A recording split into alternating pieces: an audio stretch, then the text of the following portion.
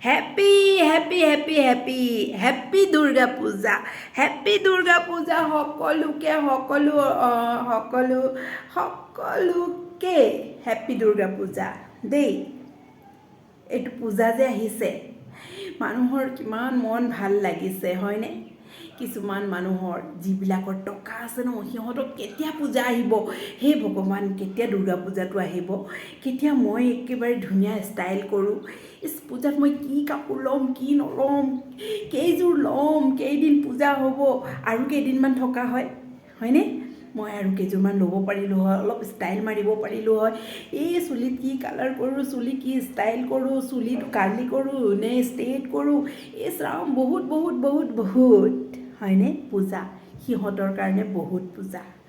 সিহঁতে লাকি যিবিলাক টকা আছে, আৰু জানে যাৰ টকা নাই সি ভাবিব হে ভগৱান দুৰ্গা পূজাটো অলপ কেইদিনমান পিছত অহা হয়, অলপ দেৰিকৈ অহা হ'লে হয়, ইমান যে সোনকালে আহিছে পূজাটো, কি কৰোঁ, কেনেকৈ লওঁ, কেনেকৈ কৰোঁ, ক'ৰ পৰা টকা আনো, কি কৰোঁ। এইবোৰ পূজা হৈছে সেনেকুৱা, বুজিছে?